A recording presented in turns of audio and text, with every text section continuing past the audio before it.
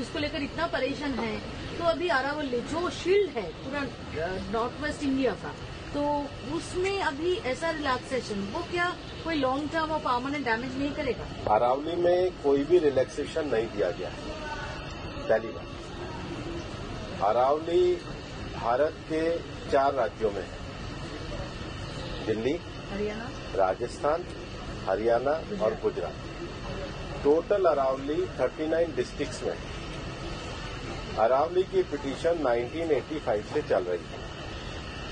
इस पिटीशन में चलने के बाद अरावली में माइनिंग के स्ट्रिक्ट नियम होने चाहिए, इसके हम भी पूरी तरीके से समर्थन करते हैं।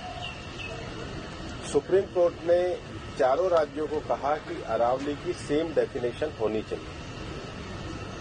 सेम डेफिनेशन में 100 मीटर को, जो कि 1968 का जो जियोलॉजी का स्टडी है रिचर्ड मॉर्फी, उसके कारण है। कुछ यूट्यूब चैनल ने और कुछ लोगों ने एक कंफ्यूजन खड़ा कर दिया कि 100 मीटर का अर्थ होगा टॉप के 100 मीटर। ऐसा नहीं है। उसका जो बेस स्ट्रक्चर है, जो पर्वत का बेस स्ट्रक्चर है, अगर वो जमीन के अंदर भी 20 मीटर है, वहां से लेके 100 मीटर तक प्रोटेक्शन है। तो जो 100 मीटर का प्रोटेक्शन है, जो लोगों ने कंफ्यूजन करा है कि मतलब ऊपर का 100 मीटर है, नीचे खुदाई कर सकेंगे, वो नहीं है। मैं आपको फिर क्लियर कर रहा हूं। 100 मीटर का अर्थ है टॉप 100 मीटर से बॉटम के अंदर तक जो उसका पूरा फैलाव है। पहाड़ी तो ऐसे होती है, तो उसका बॉटम तो बड़ा होता है, जहां तक उसका बॉटम जाएगा वहां से लेके 100 मीटर तक प्रोटेक्शन है। और अगर एक पहाड़ी और दूसरी पहाड़ी के बीच में 500 मीटर का गैप है, तो वो जमीन भी अरावली रेंज मानी जाएगी। इस डेफिनेशन के आने के बाद 90% से ज्यादा एरिया प्रोटेक्टेड एरिया में आ गया। 90% से ज्यादा। मेरा ये स्टेटमेंट लिख लीजिए, टोटल अरावली का एरिया 1,47,000 स्क्वायर किलोमीटर है।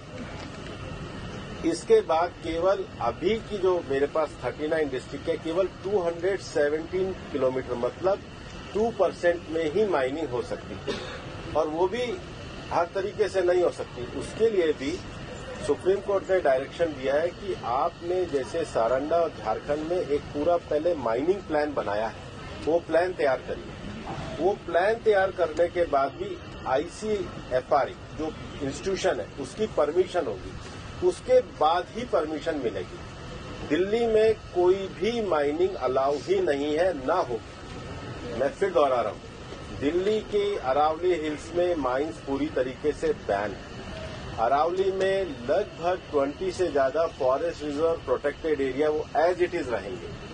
तो reserve area, protected area, even 100 metre भी पहले क्या होता था, जो लोगों ने करा था कि टॉप को छोड़ के नीचे खुदाई करते थे, तो वो एक तरीके से उसके चारों तरफ करते थे। अब वो भी नहीं कर सकेंगे।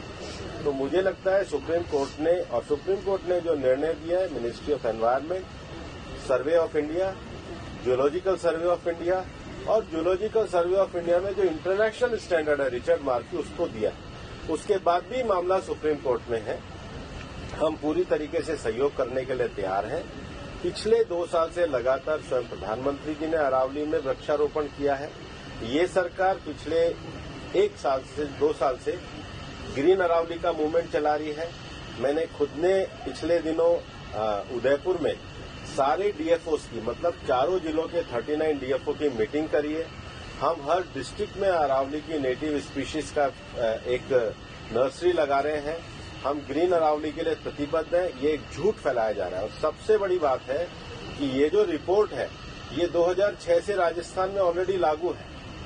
इसमें कुछ भी एडिशन नहीं किया गया, बल्कि अरावली के टॉप से लेके और जमीन तक, मतलब जमीन से पूरा ऊपर 100 जो स्ट्रक्चर है, वो सारा प्रोटेक्टेड की श्रेणी में आता है। सर, मैं ask you one more question.